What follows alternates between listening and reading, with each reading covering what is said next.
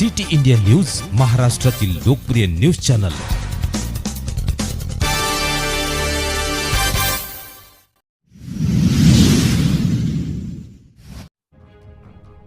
बलाढ्य व पराक्रमी भारतीय वायुसेनेला मानाचा मुजरा। इवान द्वारा 92वा भारतीय वायुसेना दिन उत्साहात साजरा।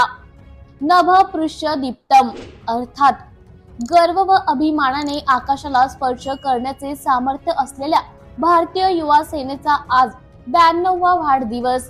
त्या अनुषंगाने माजी वायुसैनिक कल्याण संघटना इवान नागपूरच्या वतीने मंगळवार दिनांक 8 ऑक्टोबर 2024 रोजी अमर जवान स्मारक अजनी चौक नागपूर येथे सकाळी 9 वाजता 92वा भारतीय युवा सेना दिन उल्हासपूर्वक साजरा करण्यात आला।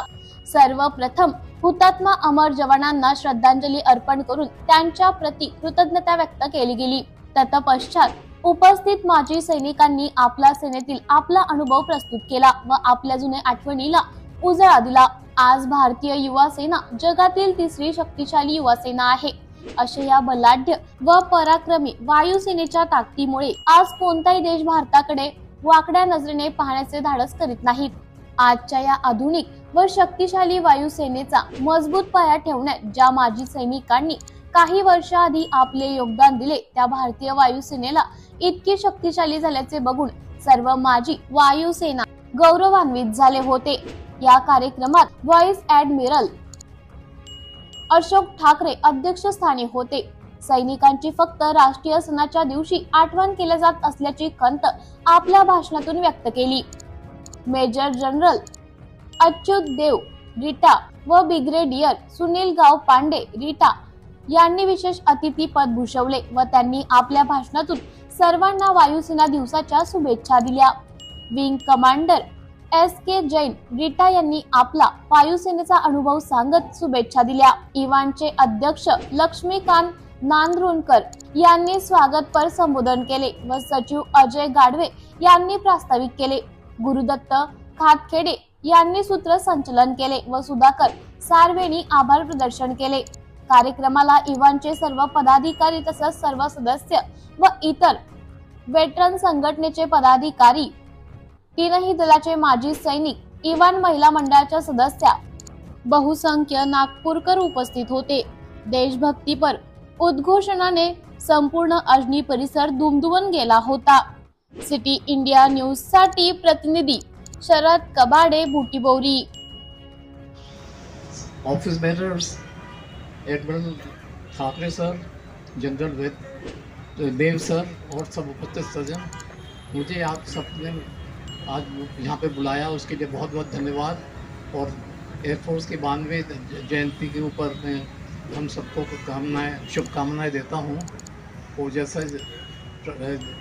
एडमिरल साहब ने बताया था कि वायुसेना के नागपुर का मेंटेनेंस का इतिहास, तो मुझे बताने खुशी होती है कि सन 64 में मैं वहीं पर काम करता था। मैंने भोसले बिल्डिंग थी, आजकल वो बिल्डिंग टूट गई है, भोसले बिल्डिंग, और वहाँ पे कमांड के बगल, वहीं के बगल में था रानी कोठी जहाँ पे मेंटेनेंस कमांड था। और मैं पायलट ऑफिसर होके यहाँ पर आया था और उस समय यहाँ कैंप तो था नहीं, तो रेलवे स्टेशन के सामने जो रिक्रूटिंग ऑफिस है उसमें सब ये जो लड़के जो एयरमैन थे वो रहते थे। और मैं सिग्नल सेक्शन में था, तो मेरे सेक्शन में करीब एज ए पायलट ऑफिसर करीब मेरे पास में 75 लोग मेरे अंडर में काम करते थे और वो भी सब यंग लड़के थे। और रात शाम के समय खाना खाने के बाद में फेंसिंग तो पार करके घूमने चले जाते थे और फिर बाद में पकड़े जाते थे और फिर उनका ट्रायल होता था।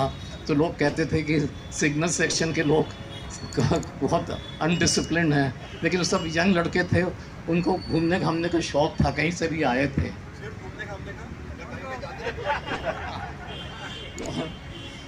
और आज जो है एक और मैं नाम शायद भूल गए हैं, यहाँ के जो संस्थापक थे सार्जेंट भातकुलकर, जिन्होंने इवान को किया है, उनका नाम मैं याद करता हूँ, वो हमेशा मुझे संपर्क में रहते हैं। बाकी सब ठीक है, सबको बहुत बहुत धन्यवाद, सबको बधाई। जय हिंद।